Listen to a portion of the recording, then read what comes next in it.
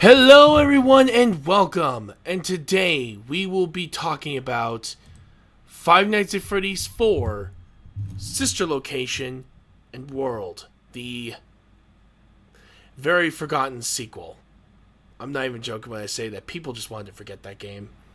Anyway, joining me of course is Stytchless, our old buddies returning for another FNaF.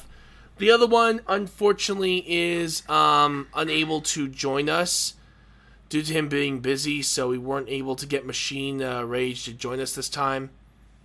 But hopefully he'll be able to join us for the FNaF Security Breach review instead. So, with what? That's gonna be a field day. Oh yeah, it will. Especially since it's one of the largest games of the series.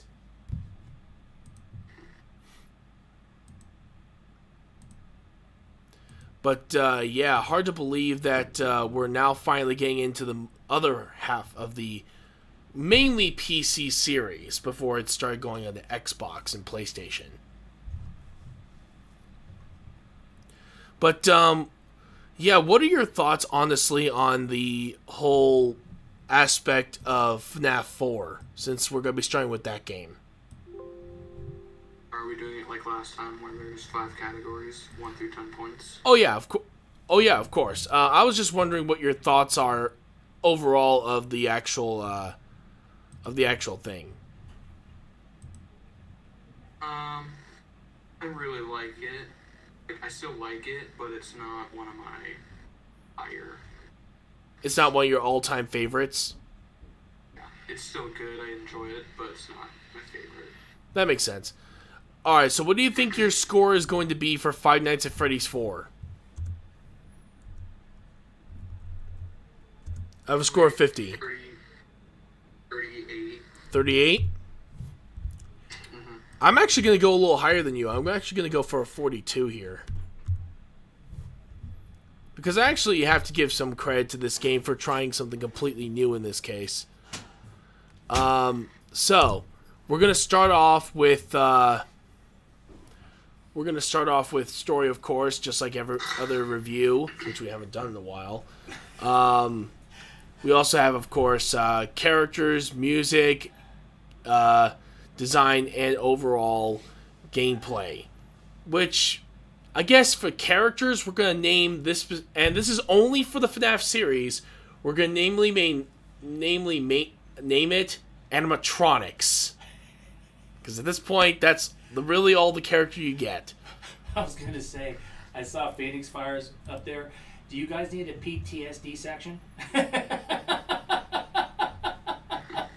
Actually, we'll make that on the side.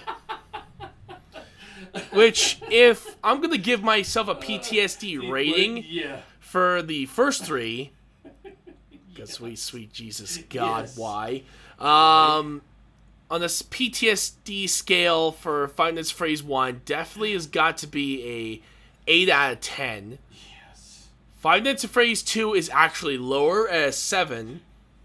And 3 is more annoying, so I'd say maybe a 5 or a 4. Yeah, it's weird. It's crazy. Okay, how's the thing on? Yeah, you were... Alright, so... Yeah, so for this specific review, we will be doing a PTSD scale. So, Stytchless, buddy. Let's start off with story. So, well, this game definitely starts out different from the rest of the series. That's, Carrie. Hi, Carrie. But yeah, basically, it all starts off with a, that you're in bed, in your bedroom, and now you're dealing with nightmares. You're getting hurted by Carrie. Not surprising. Carrie is hurting you. Alright, but yeah, basically it's really weird. Oh, thank you. Need a drink there.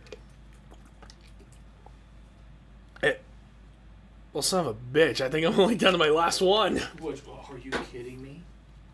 Yeah. I've been getting the low calorie ones, Yes, so. yeah.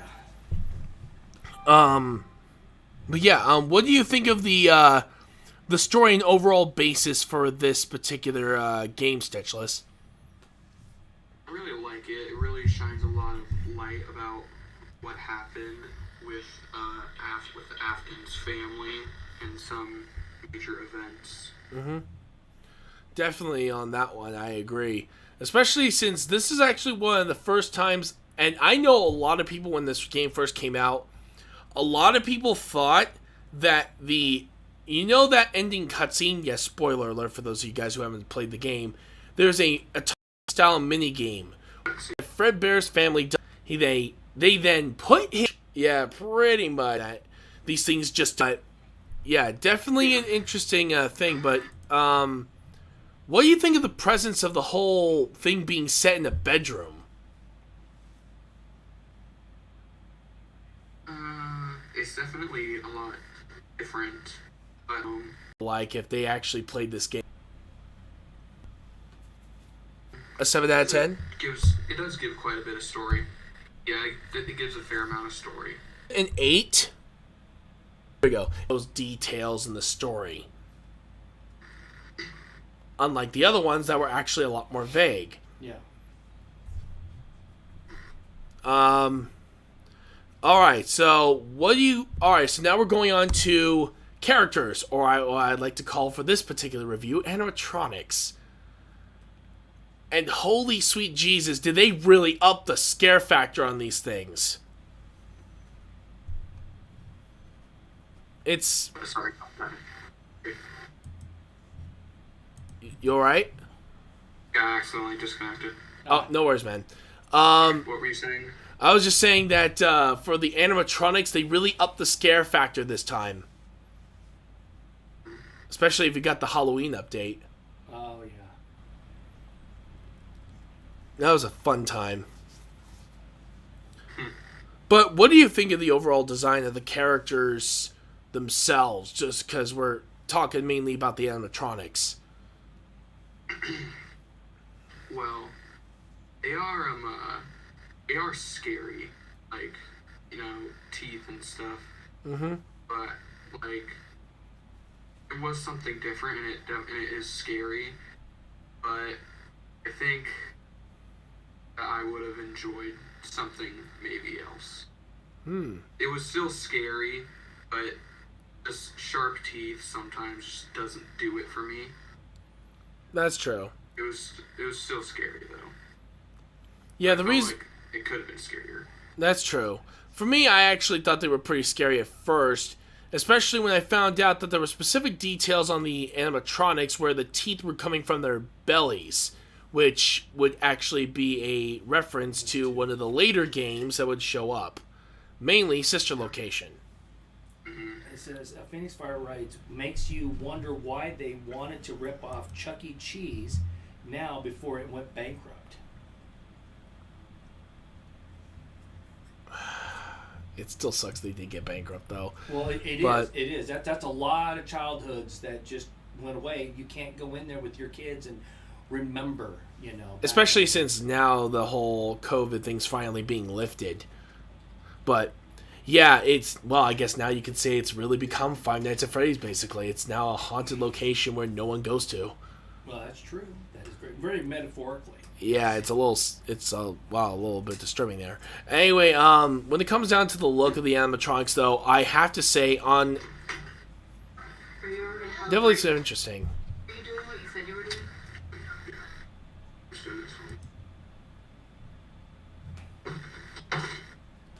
Sorry. No worries. What were you saying? I was just saying that overall, the look of the designs is completely different from all the other versions. The Five Nights at Freddy's 4 ones, or the FNaF 4 ones, are definitely the most unique designs that I think I've seen up to that point. They're very polished and very detailed, and that's a reason why I really like them too. They're very detailed, and you can look at it for a long time. Very true, and it's actually, yeah, when they go dark, they go dark, because, good lord, I think the one particular animatronic that honestly was surprising to me was Dang it, what's that one with the... what's that one where you have to try to beat him in 2020 mode? 2020 mode. I'm trying to remember. Wait, I do not remember. What animatronic? There was like a shadow animatronic that showed up.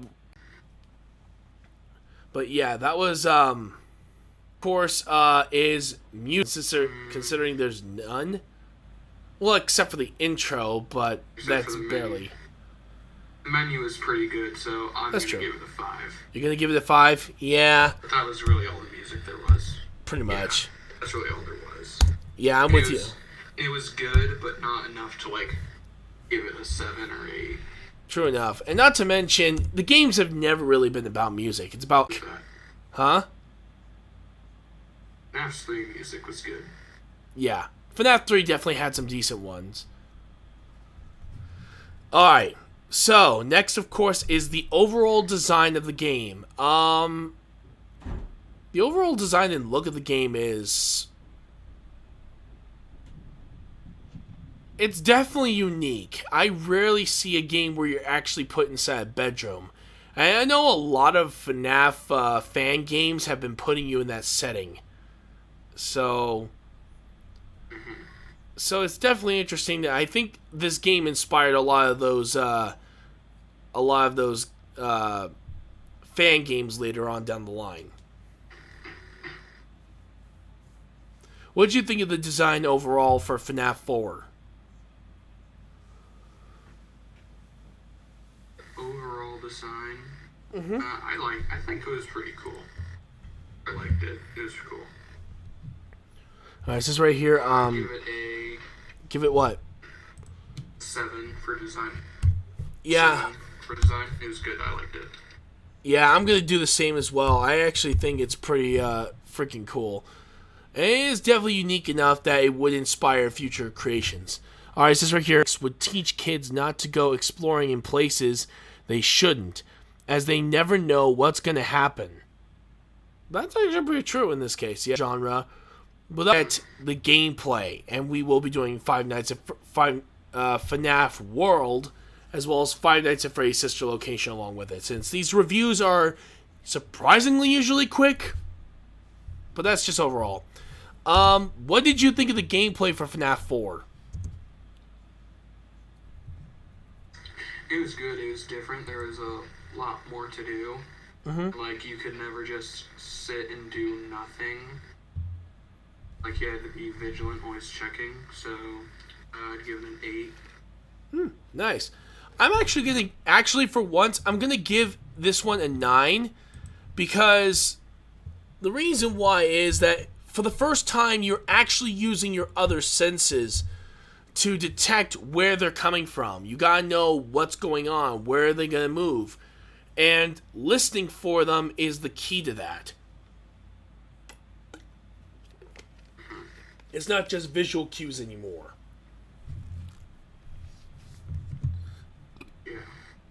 It also has that.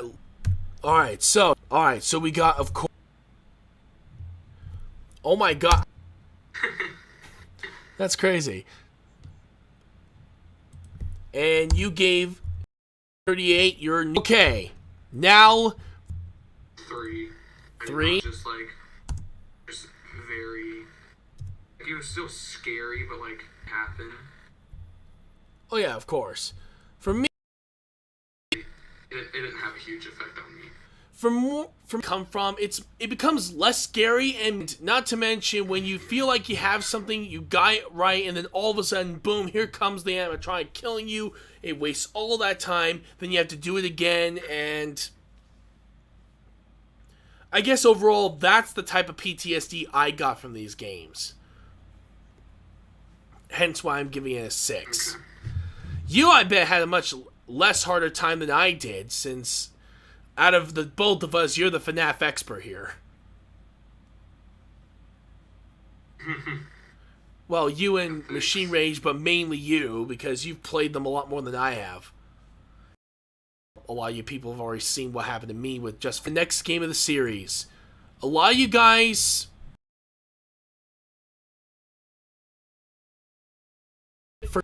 but it wasn't World. It was known. It didn't last long at all, sadly.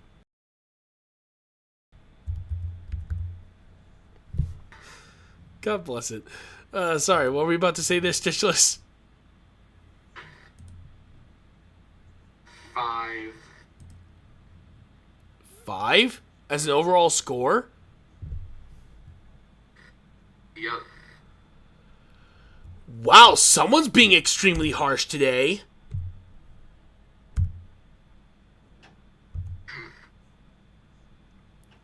I'm gonna give it a 25, but I'm not gonna be that harsh. Jeez, wow. You literally almost just turned yourself into me when I'm in rage mode. So, yeah. Story. I gotta let you guys know something. This game, we're talking about what many people, a little, but that's so much backlash. I wouldn't even bother learning about it. Or at least, but yeah, this later. So, there is that one as well. But, overall, and then of course, and I know this sounds strange, but you actually get to face Scott Cawthon as the final boss in the game. Where you do find out the secret of what happened to Henry. Oh, yeah. Some people say he committed suicide. I think it's more he had a failed attempt. And unfortunately he did survive. Though I don't think he fully actually took his own life entirely. At least that's from my perspective. In the cutscene he did die. Yeah, or at least we presumed he died. No one really knows if he survived the suicide attempt or not. But at least that's what I believe. But yeah, you gave it a 1. What? Ooh, yeah, Stytchless gave him a total of 5 for FNaF World. For story, yes, it is. Holy crap! This game is for you, and it does add some lore bits that does help complete the story in some way. At least that was supposed to be the idea. It is sad to say that even Scott Cawthon retconned this game entirely. So, all that story bit and information bits that we had, yeah, pretty much pointless. But it was interesting to say the least. Why the hell am I even defending this game? It's gonna get a freaking 3 for me. Wow. I was trying so hard, folks, to defend this game. But even I can't deal with the story. It's bull. Yeah. Okay. Next is characters. Oh, yeah, we are having some slowdown, but not too much, though. Yeah, I'm getting a new one today. Because Yeah. I think the problem is that this Wi-Fi, our router is about a little over 5 years old. Yeah, it needs to be after updated. a while, you need updated electronics to be able to push all this good stuff. So Yeah. I think that's my problem. All right, so we're gonna hopefully get something soon. Anyway, back to it. Is characters.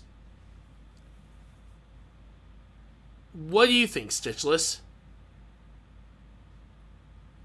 I don't like how everything was all, like, cute and stuff. I mean, there were some interesting characters, but it wasn't, still wasn't a fan. 1. Okay. Alright. Alright. I completely agree, but here's my argument to you, Stytchless. There are plushies now. real-life plushies of the animatronics. I think the ship sailed on that one. And that was before Five Nights at Freddy's World came out.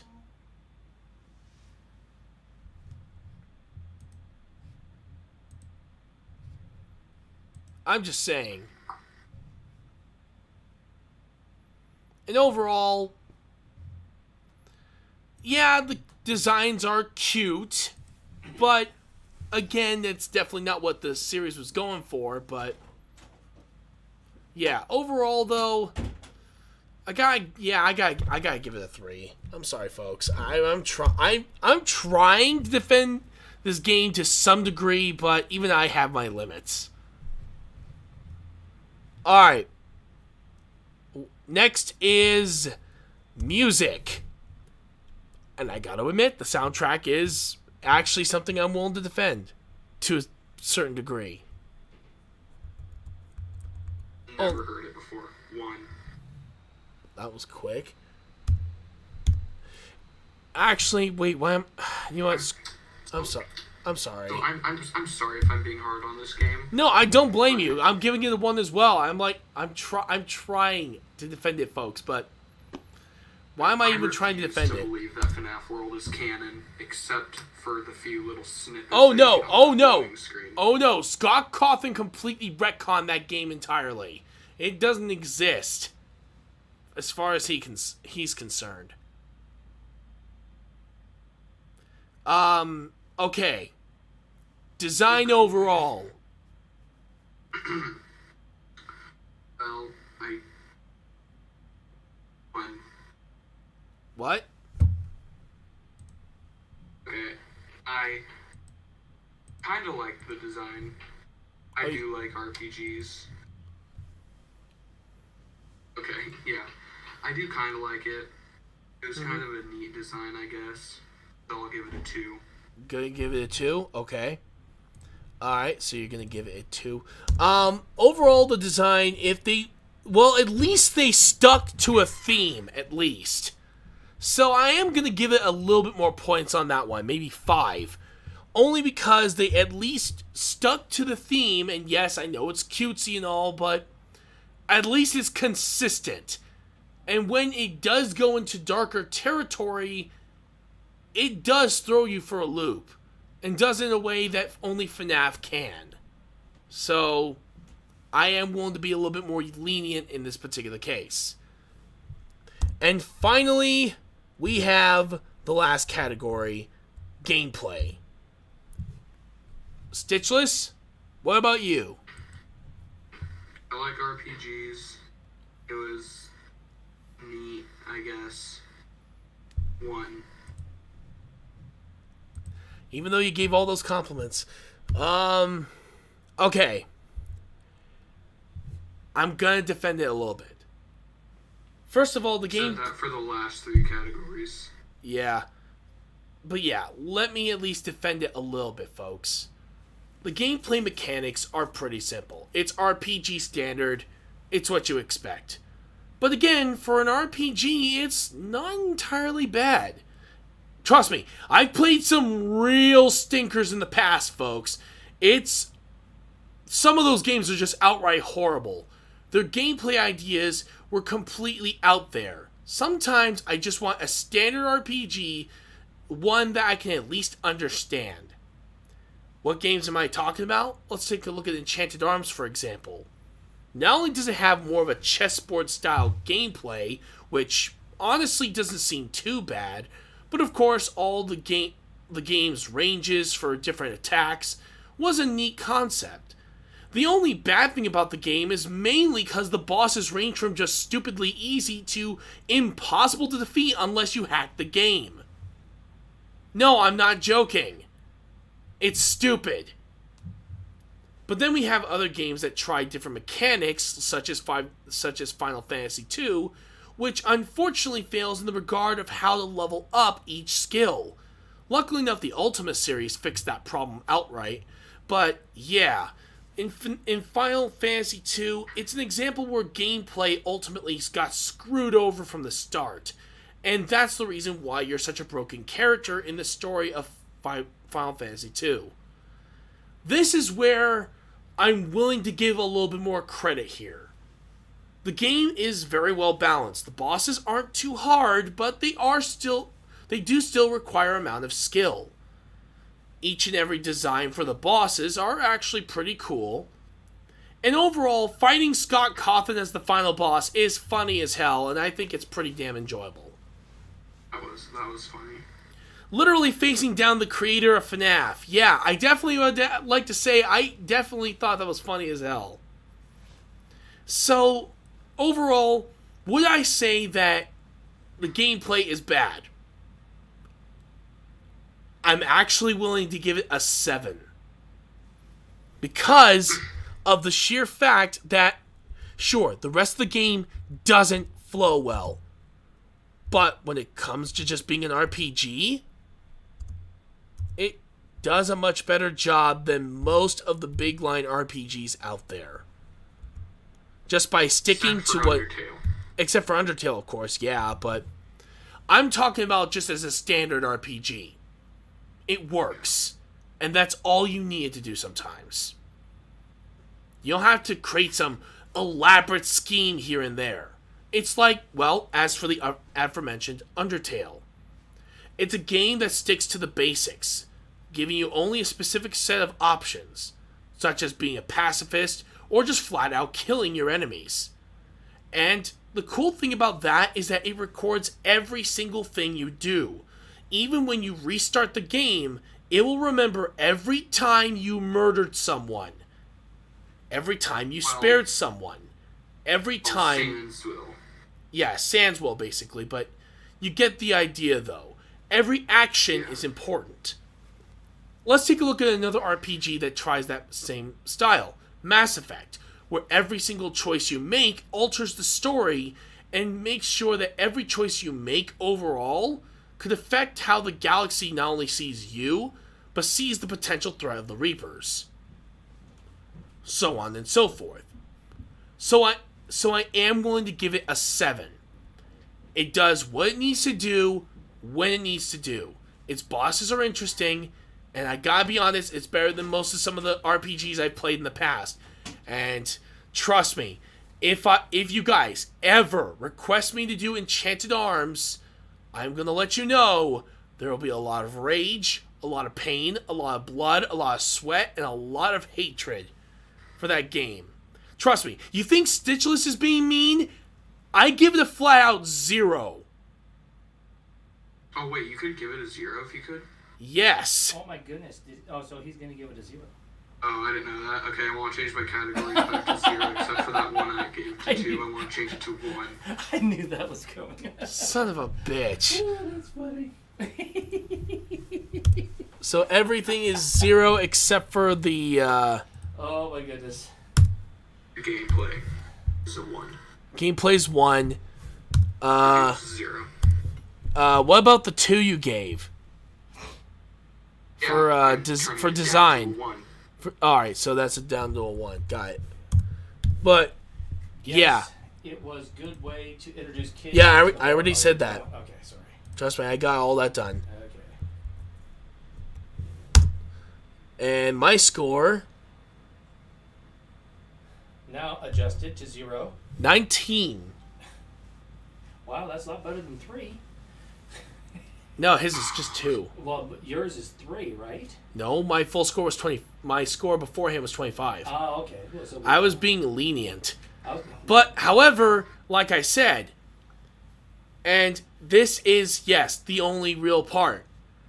As a FNaF game, it's total trash.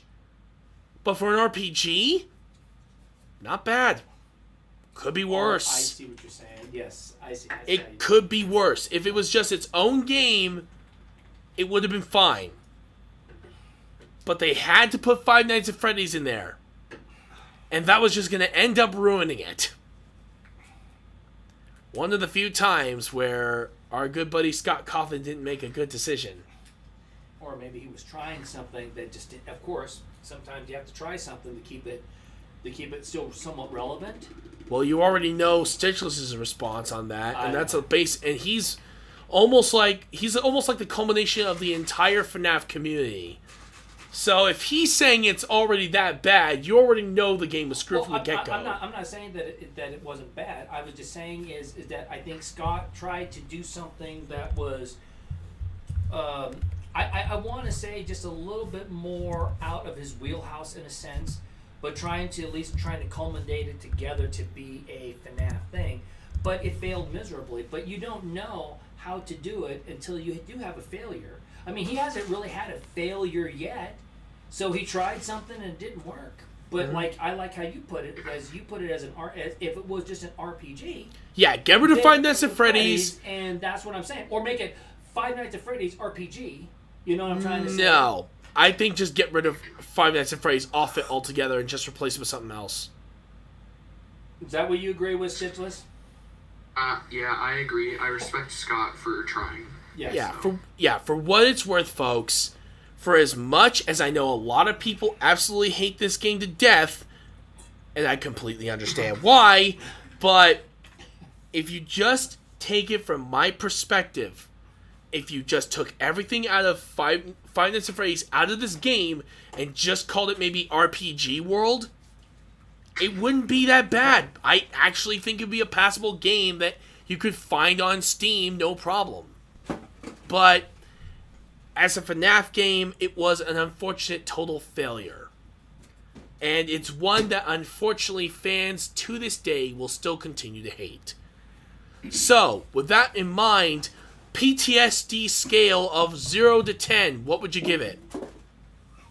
And because it scarred me, how much of a stain it left on the FNaF community. 0. Fuck it. I'm gonna say it. PTSD, it was total 0. There was a cakewalk.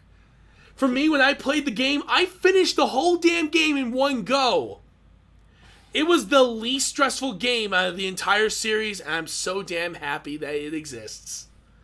I know some people are gonna absolutely bash me in the comments, or bash me in the chat, or whatever the hell, but I'm gonna straight up say it. Five Nights at Freddy's World is not a bad game.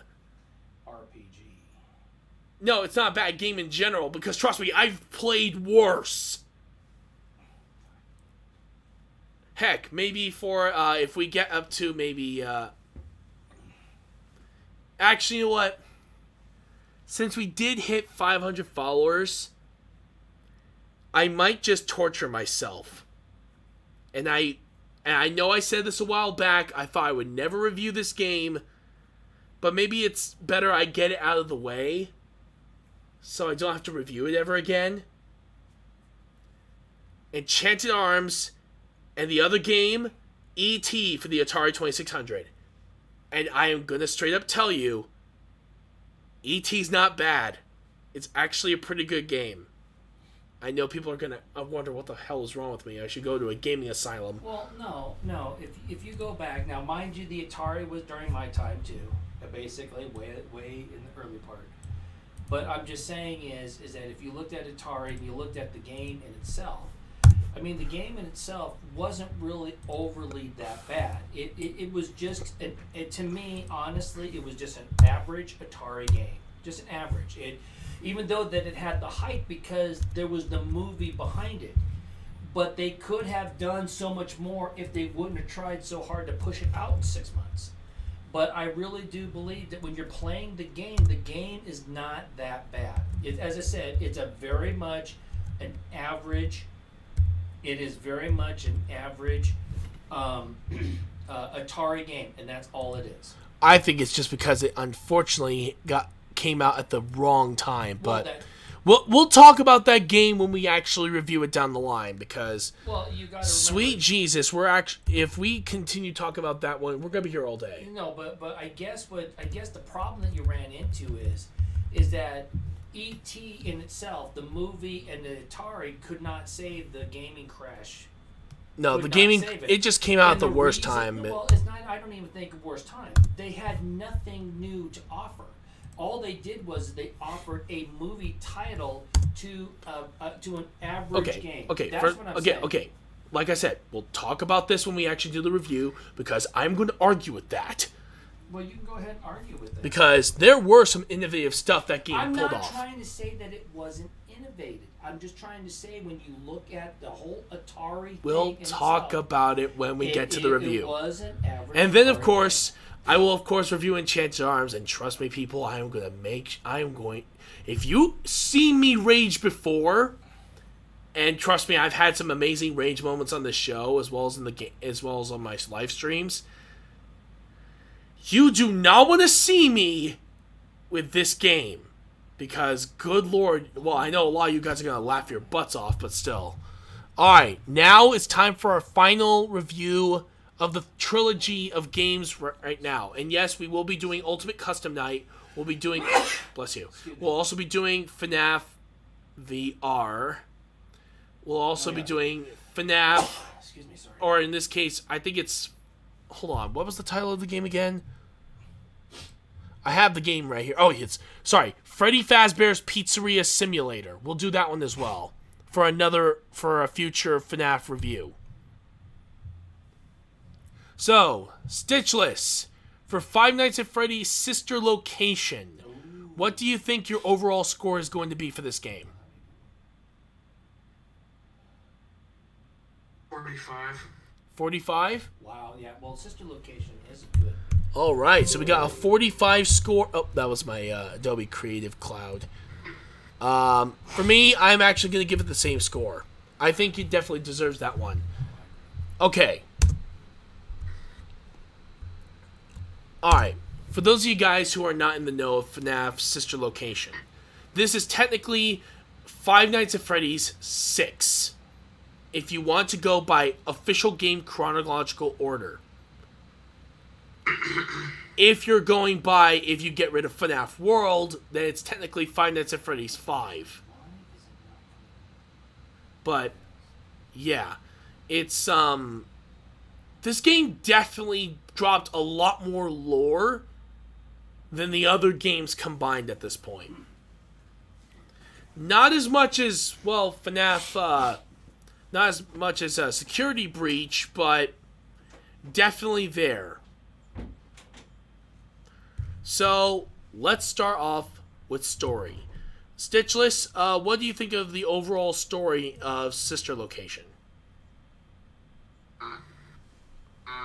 There isn't a lot of story. Well, there is a good amount. I'll give it an 8 just because we learn about another one of the Afton children, and we get some more stuff with William. Nice. For me, I'm definitely gonna have to say, overall, I'm gonna also give it an 8, but I think it's more for different reasons. First of all, the lore amounts are pretty dang huge with this game. First of all, we're playing as Michael Afton, as you guys all know, as the crying child's older brother, who, yes, was responsible for basically killing him. Like father, like son.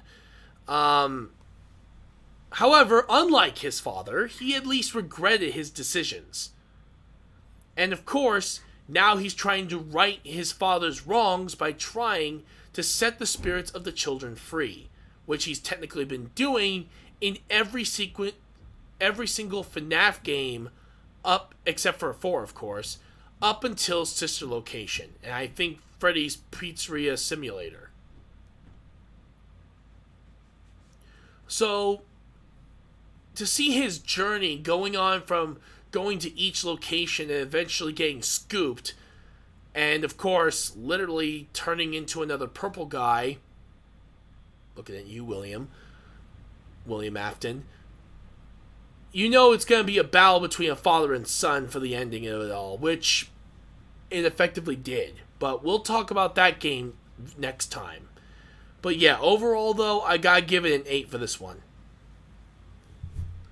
Alright, so next is the overall characters in this one. Other than dropping some major lore bits, what do you think of the overall design and the looks for the characters, or in this case the animatronics, for Five Nights at Freddy's Sister Location? 10 out of 10. 10 out of 10? They're like they're shiny, but they're like so terrifying. And Scott did an amazing job. Like no one saw the fun, like the whole faceplates moving. No one saw that coming. Oh yeah, I'm with you on that one. But I'm actually gonna give it. It was so good. I'm actually gonna give it a 9. But here's my reason why. We already have creepy clowns here, folks. I'm sorry, but that's the one thing. Even though I love the faceplates moving, literally you having to try to take apart these things and look at the overall design and looks of these things is amazing. Also, the fact that Funtime Freddy's basically like the mascot of FNaF now. Pretty much. But yeah, everyone loves him. that's true. Then here's the thing. I know it's Circus Baby's rental service, but come on, dude. Really? Clowns? William, buddy. Do you not have any business sense? Children are more scared by clowns than they are loving them. Look at, Actually, little kids do really like clowns. That fear starts to develop, like, after your childhood. you think that. But I had a friend who was terrified of Pennywise. That she gained a fear of clowns. I don't blame her. I mean, Pennywise is Pennywise, so. Of course, she watched the classic. Still, well done on that choice. Definitely, because here's the thing. And this, honestly, in my personal opinion, was an argument I made way back when I reviewed Stephen King's It on the channel. There's Pennywise from the original It, and then there's the new Pennywise. For as scary as that guy is, if I was a kid, I'd run for the hills. But for Pennywise, in the original, I would have been fooled and I would have been axed off. Very quickly, as I might add. These animatronics don't fit the real mold of friendly. Maybe if they were like Chuck E. Cheese or something, maybe that might have worked to a certain degree, but I don't know. I don't think that they did this entirely well, if you ask me. Cheese makes me feel safe too. What? Nothing. Wait, what did you say? I think I just said something about Chuck E. Cheese. Oh, yeah. Chuck E. Cheese, though, is one of the... Yeah, but basically, the reason why I'm saying is that, unfortunately, Freddy himself looks pretty freaking cool. I like his design. It's awesome. And same with Foxy. I think that would definitely work. But then we get Baby and... What? I really like Lolbit. Yeah, but then we get Baby and Ballora. Those looks like something straight out of H.R. Geiger's Nightmare, people. No child is going to love those animatronics. No child. They're just cool. Maybe if they were toys, I could say, yeah, that'd be understandable, but no. That's the only reason why I'm docking a point, is because, reality's sake, sure, 2 of them work, but the other 2 don't. And then we get those little mini ballerina things. Those things are like, why? But yeah, that's my overall thought on that. Oh, thank you. But yeah. But actually, what I am going to change my score to a 10. Yeah, for overall creep factor, which is what this game is trying to do, it definitely gets it done right. Official location? Yeah. All right. Yeah, because he gave it a 10 like I did for this game. Actually, I gave a 10 like him. All right, so here we go. Next is music. Well, I'll give it a 7. I really like the menu music and like what they did with it. I also, Really good. yeah, actually, I'm gonna give it a 7 for another reason, is because, you know that lullaby that the lullabies that Ballora sings. Yeah. Those ones have a lot of lore hints to it. And to subtly put that in there is actually pretty cool. It was very good. That is an amazing way of using music to your advantage. Especially, it almost reminds me of how Disney did their musicals back in the day. They always had some sort of underlying message behind a lot of their songs. But again, that was also during the classic age of Disney when musicals actually were worth a damn.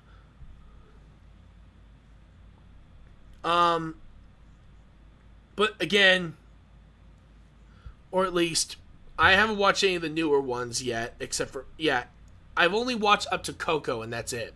But, and trust me, when I actually do watch those movies, I will review them, don't worry. Because, I gotta admit, it would be pretty interesting.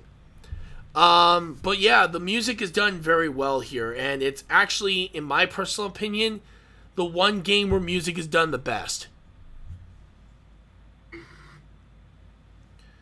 Alright, next is the overall design of the game itself. So, what do you think of the overall design? I think it's really cool. There was a lot of I really like that you could like move around, not like move around wherever you want, but there was some movement in this underground facility. I thought that was really awesome. And I like how everything looked. So I give it a 10. It was really great. Alright, so we got another 10 here. Yeah, I'm with you on this one. 10 overall. The design of the levels themselves. And... what in the world was that?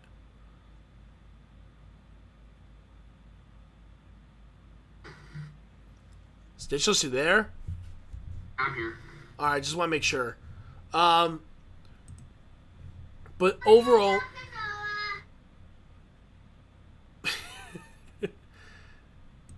is that... yeah, I'm guessing that might be a sibling of his. Or a cousin, maybe. Well... hey, I have cousins too, and they sometimes did that to me as well, so don't worry. I totally understand. But yeah, now we're going to go on to gameplay. Gameplay itself, and for those of you guys who don't know, the gameplay is not as completely different as FNaF World, but it is at that particular point where it still keeps the overall scariness factor. But it's not too much of a drastic change, which is a good thing.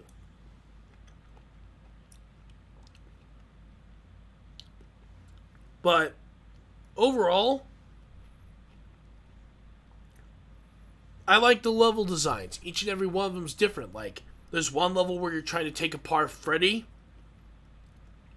and one false move could ultimately get you killed. There's trying to crawl through each and every single one of the areas where you have to try to keep yourself quiet while moving around, allowing you to get past Ballora if you can. Then, of course, there's the there's also another part of the game where you have to try to keep a container closed while all those mini ballerinas I told you about. Yeah, when they start trying to show up, you have to make sure to keep that door damn closed. That's hard enough as is.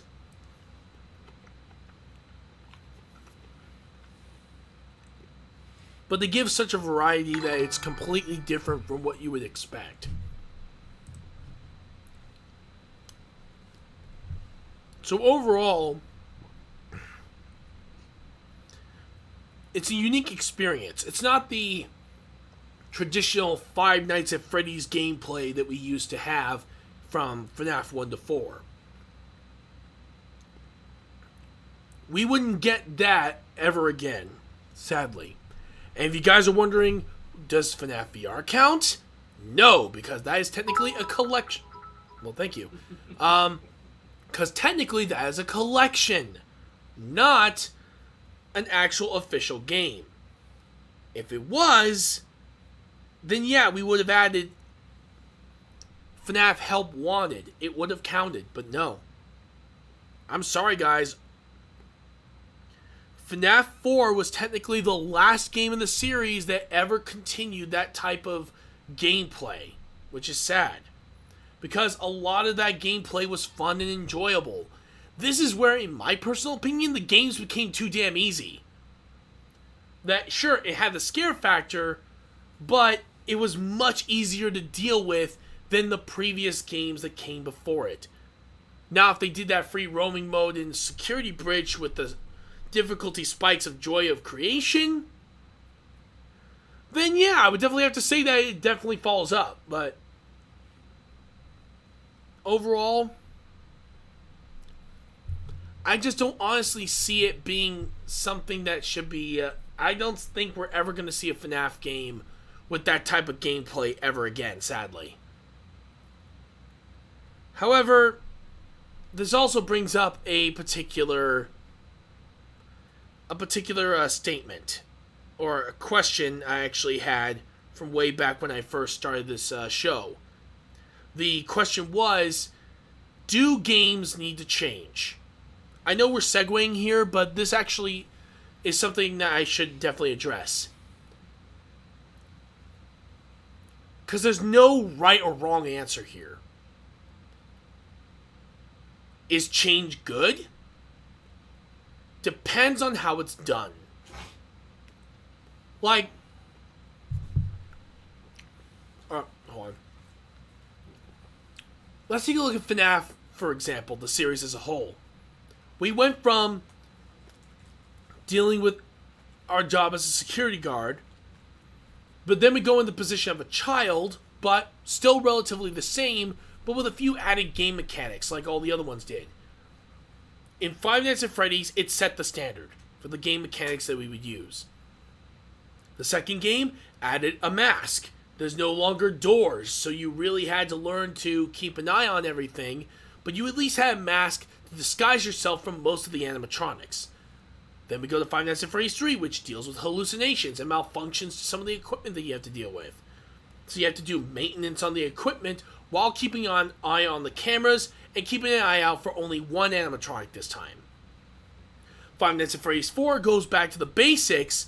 However, this time, you have to learn how to listen. Use your hearing to your advantage. You can tell when an animatronic moves, when it decides to go and rush towards the door, or if there's those Freddy mini animatronics behind you.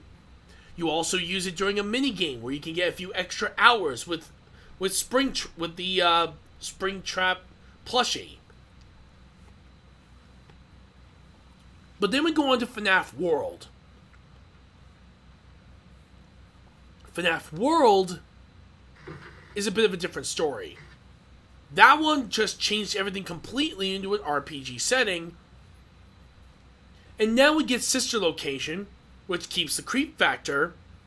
But overall, the gameplay is still completely different from the originals. So, why is FNAF World so hated and FNAF Sister Location so praised? Well, I think that's the major thing, is that it just wasn't as scary. Exactly. Wasn't scary at all. Exactly. And that's the key thing for this franchise. Scare factor. Scary. Yeah, scare factor. I knew it was scary, and that's why people like the games. Yeah. Scare factor is key in this franchise. Get rid of it, and you pretty much lose all the appeal of this franchise as a whole. Now I'm starting. Which is a big reason why people didn't. I don't think a lot of people really liked Security Breach, because it wasn't really super scary.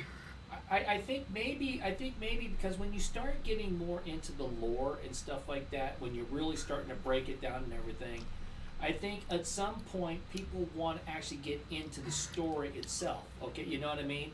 So the game is more of a story that's interactive that you're doing, right?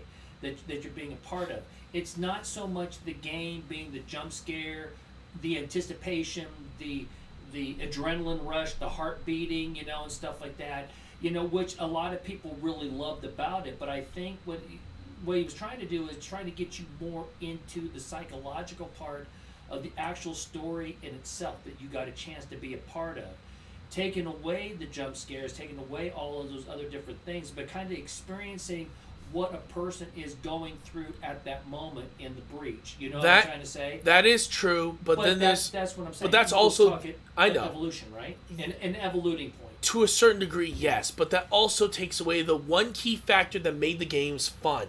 Understand that. The jump scares. Yes. The ultimate fear and terror. The design of the animatronics now look a lot less scary. You're basically taking the one aspect that made this franchise what it is, and is just basically throwing it aside.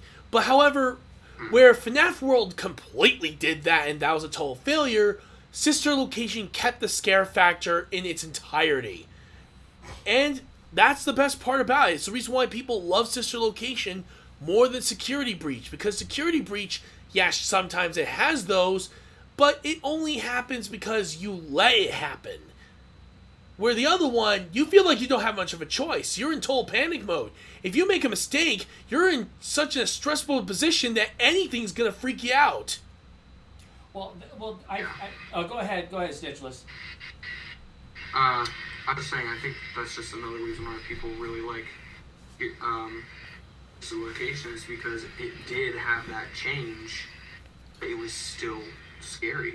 Exactly. I think if he would have took the other one there, FNaF World, and let's say that you remember during, I think that's when you're starting to learn about other characters. It would have really been nice if they would have been able to take all those elements of what makes FNaF and turn it into this person that gets kind of taken from the world and put into this doll. I mean, you know, and those types of things. I'm just saying is, I think that would have been something right there that you could have really played on that even more, because all of a sudden you see the enemy, kind of like the person that's going to destroy everything, go out into the world, and you can't go anywhere. But yeah. I mean, I think that you could have done a lot more to go up there and make that a lot more intense, to kind of give it a feel, but also kind of change the direction. I think that's what he wanted to do a little bit, is to change the direction of the constant jump scares and stuff like that, because he probably thought maybe it was boring. Yeah. You know? What is your overall score for gameplay, actually? I forgot to ask you. 10. 10? Like it. Yeah. This is where I'm actually going to, I'm going to stick with it. His and my scores have been pretty much the same the entire thing. It makes sense. But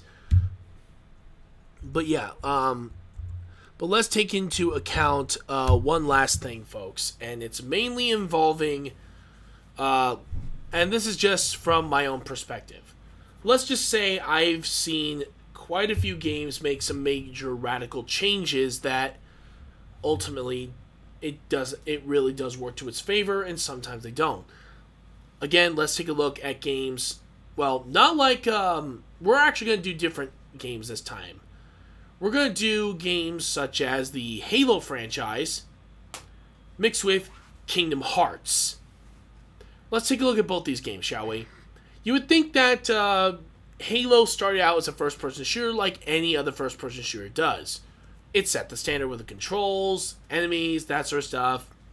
Pretty much standard, like any first game does. Then we go with Halo 2. You suddenly add dual wielding. Now there's a lot more possibilities. In Halo 3, you not only keep dual wielding, but now you add new effects, new weapons, new vehicles, and now you actually add more aircraft, which means adding new gameplay battles that you would normally never expect. Then we go on to, of course, Halo Wars, which completely changes it, but in a good way, sticking with the theme of wartime and battles, such as having grander scale battles in this case. Halo 3 ODST now puts you in the shoes of a ODST orbital drop shock trooper as they fight on in those battles. Then we of course have Halo Reach. And yes, it was technically Halo 3 ODST that got rid of dual wielding. Yes, I know. But they they made you more vulnerable this time around. And you're just an average human this time. You're not a Spartan. Then we have Halo Reach, which ups the story and gives more and gives more time for the characters. The gameplay is also a lot smoother, sticking, since it is technically in timeline sense before Halo 1, so of course they would only have single weapons.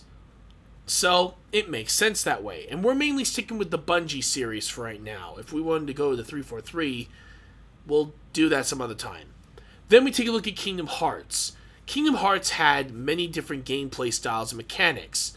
First, of course, set the standard. You have an MP bar, HP bar, that sort of stuff. Go off, just set spells, all that stuff. Then, of course, we have other unique gameplay mechanics, such as the drive forms in Kingdom Hearts 2, the ability to wall ride and roll run and ride on rails like in Kingdom Hearts Dream Drop Distance. There was the card system that was used in Chain of Memories. There was of course the MP meter that was used in Kingdom Hearts Birth by Sleep, so on and so forth. There's a difference between that franchise and the other. One has, even though that some gameplay mechanics have stuck the same, they did so many changes that you don't really know what's better or not. And some gameplay mechanics have unfortunately died out because of it. Where we of course have, you guessed it, the aforementioned Halo, which only changes slightly. Then we go on to Five Nights at Freddy's, Sister Location, World, and 4. 4 was the last time we would ever see these gameplay mechanics return. It's no longer trying to scan the room and see where the animatronics are coming from. It's no longer hearing or trying to do maintenance on something while still trying to keep an eye on the cameras. And it's no longer that type of gameplay style. It's gone. Sad is that we'll never see that gameplay style again. But then we have Fnaf World and Sister Location. You see where I'm coming from here, guys? There are some times where change is good, but then there's also changes that just don't work out. Sometimes they are for the betterment. Others, not so much. And in a way, if you look at the Five Nights at Freddy's history, you'll see what I mean. There was a drastic change after 4. So much so that even its own original franchise couldn't keep up. The games that a lot of people started out with and loved so much from the quadrilogy, those gameplay mechanics don't exist anymore. They're gone. And sure, it's sad, but we also see 2 examples of games where one gameplay idea where they switched to absolutely failed, and one that succeeded in a degree. So, take it for what you will. Is game change necessary? Absolutely. But can it hinder a series? Sadly, yes. It just depends on how you do it. Heck, even Halo has some guilty moments in their field too. It just really depends on the situation. You just gotta find a game that... If you find a game that has gameplay mechanics, you stick with it. Otherwise, don't even try. If you guys want one more example, look no further than Final Fantasy. And sweet God, we're going to have to get into that one of these days because...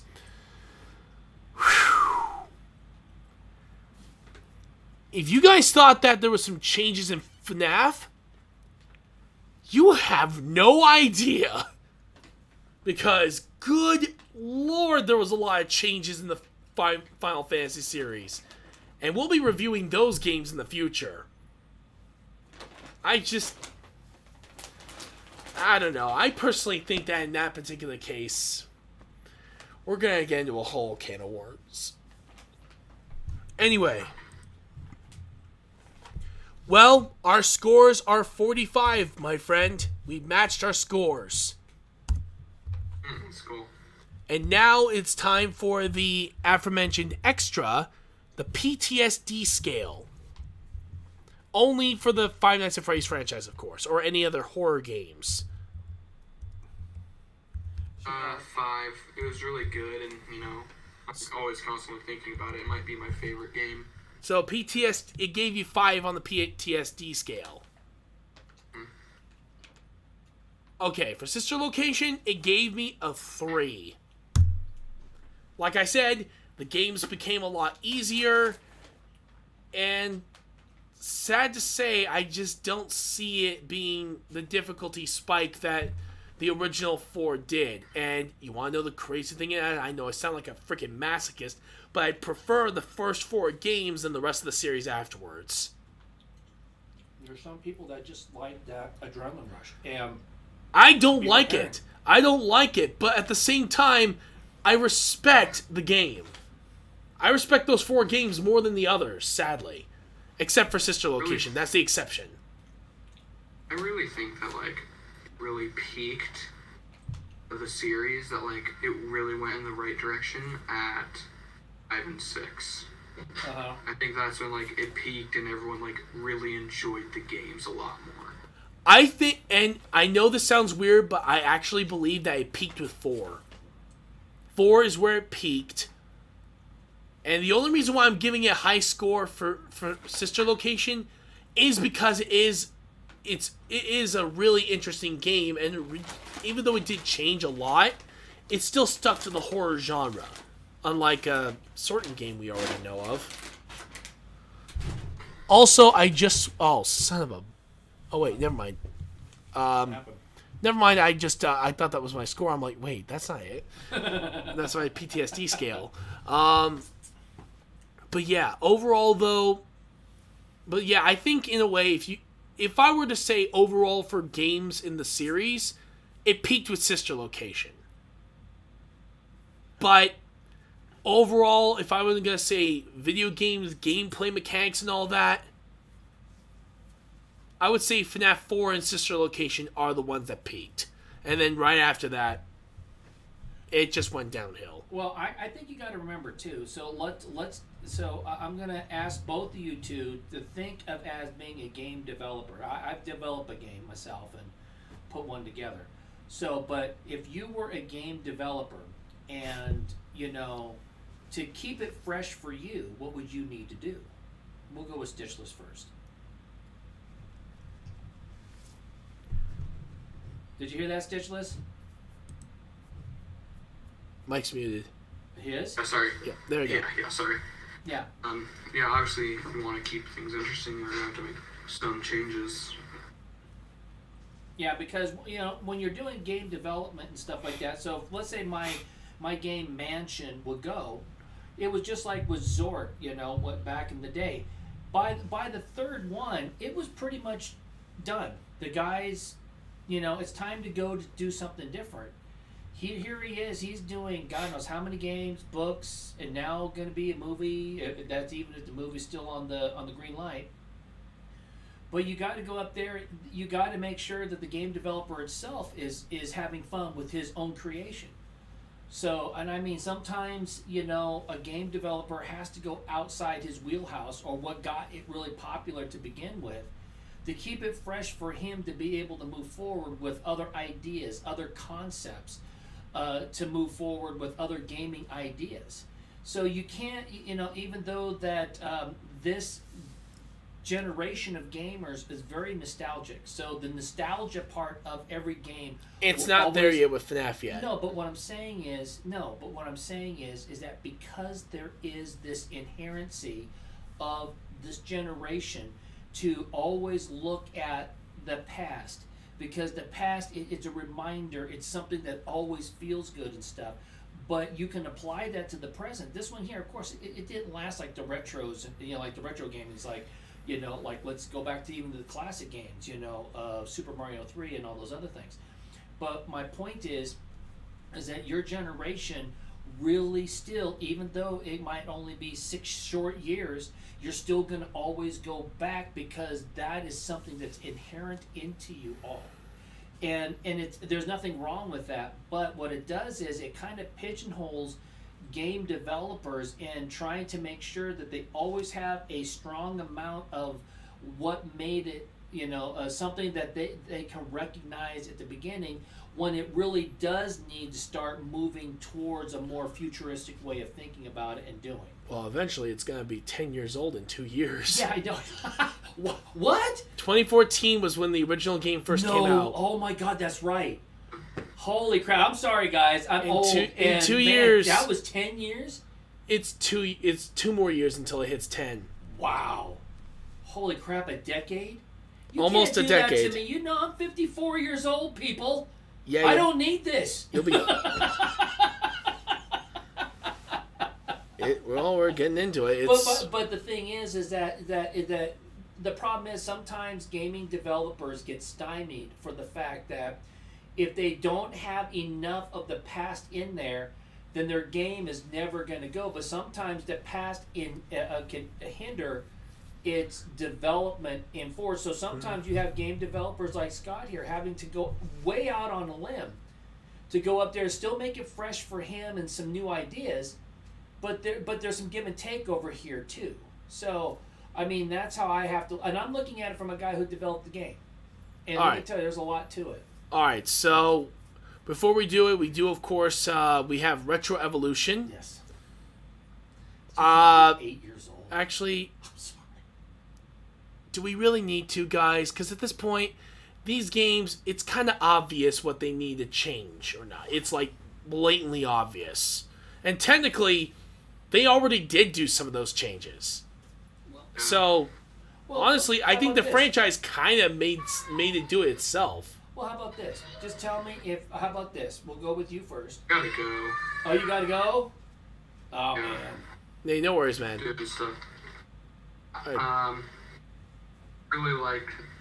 I really like Sister Location and kind of disappointed with Security Breach. Yeah. All right. But we'll have to do that another time. Oh yeah, I definitely. think you guys should do an evolution on. Just give you guys maybe next time to think about how would you change Sister Location, not Sister Location. I mean Security Breach, and how would you both make that better? That will be the first question we should ask ourselves on the next RetroActive's Corner. Sure. All right. Yeah. But however, we do at least have one question, and we'll just stick with that one, and we'll end it. When do you guys think the FNaF movie is coming out? Ooh, that would be a good call. Well, we'll get the trailer next year. You think the trailer's going to come out next year? I think it's going to come out in the next 5 years, if I know him. Well, how about this? I think Retro's on to something on this part, not the 5 years, but the decade. What if the movie came out at the decade? Because let's say the trailer comes out next year, that's 9 years, but the movie actually comes out on the decade.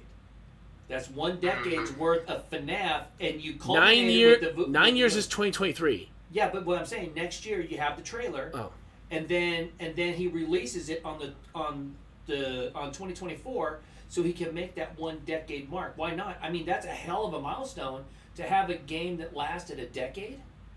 Game, yeah. That's true. And if you wouldn't have brought up that was a decade old, I thought it was like maybe 5-6 years old for some reason. I did not think it was 8 years old. Oh yeah. I am so old. I cannot believe that. Anyway, thank you so much for joining us, Stytchless, man. It's good to have you as part of it. Yeah. All right. Yeah. See you later, man. Still, I want to thank each and every one of you guys for joining me here today for this awesome review of Five Nights at Freddy's 4, World, and Sister Location. A game that has been praised as one of the best in the quadrilogy, another that is a complete mess that no one wants to remember, and the other one that was a complete success that everyone wants to remember. So, with that said, if you guys like what we do, please follow us on Twitch, Facebook, Twitter, Instagram, TikTok, subscribe to YouTube, and if you guys want to help to support the channel, you can donate through either Patreon, Facebook with stars, Twitch with bits, or you can donate through the PayPal. Yes.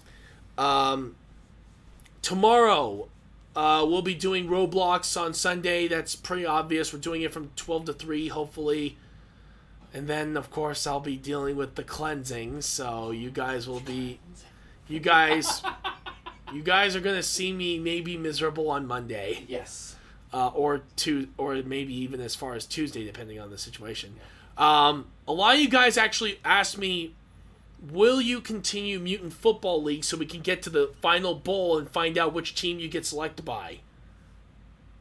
I have to admit, I was shocked, but you know what? I do want to try to rip off this Band-Aid as soon as possible, so yeah. Tonight, we're going to continue Mutant Football League, and we're going to try to at least get as far as we can till at least the playoffs. How many games? I don't think we have too many left. Yeah, I think we're already past the point? trade deadline. Okay, so that's half. You're already past halfway. Yeah, we're past the halfway point. We're now on the second half. Nice. And that only leaves the second half of the regular season, and then finally we have the playoffs. And then, if we win, which so far we have 4 in a row, sadly with our 5th, and this is how the game works, once you have your 5th, you're done. You have to retire immediately afterwards. Which, it pains me.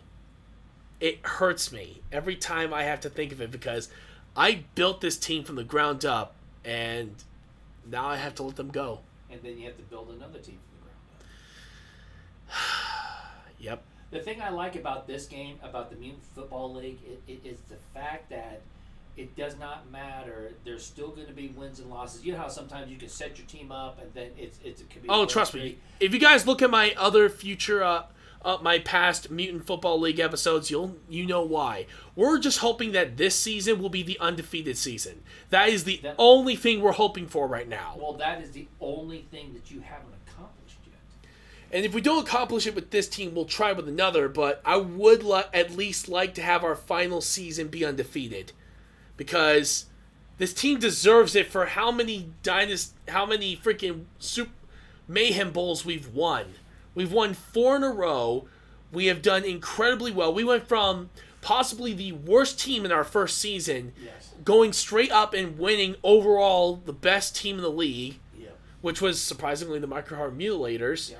We've then faced down the Purple Mutant Eaters in Season 2 during that Mayhem Bowl. We only lost 1 game in season 4, Yep. and we faced down the Purple Mutant Eaters. We faced down against the Microheart Mutilators, and we nearly lost if it wasn't for my game crashing. But it was the one with like the Pittsburgh, but it's not Pittsburgh. I can't. Oh yeah, the Blitzburg. Blitzburgh. Steelheads. It was the team season that gave him his only loss and almost took him out in the divisional playoff. Thank God that he didn't. But the thing is, you always have that one team that has your number. Always. Actually, and that team has your number really well. Mainly, yes. But, yeah, basically, we're hoping that this will be this will be the final season for the Cleveland Burns. So, I'm sorry, Cleveland. I'll have to leave you for another team because they're forcing me to. But, yeah, it means that, by all accounts, this will be the end of our illustrious career with the team. I'm hoping that we can at least end with a bang. If we can end with an undefeated season, I would be freaking proud of this team. Well, you're already proud of the team because you guys did win 4 straight, and you only lost 1 game last season. I mean, this team's improved every single year. The only thing that you're missing is an undefeated season with the Mayhem Bowl. True, and we're hoping to get that soon. Yes. Oh, and before, of course, we sign off, I also want to thank someone who subscribed 5 hours ago. Who was that? This person's name is MetaKN. Nice. They subscribed 5 hours ago. Nice. And the only reason why I know that is that the alarm went off when I was literally asleep. YouTube? Yeah. Hot dog. So we're at 75. We're only 25 away from the 100 mark on subscribers. I'm hoping that eventually we'll get past that. So until then, I hope you all have an amazing day. I will see you all next time. And this is Mr. Retroactive, signing out. Have a great day, everybody.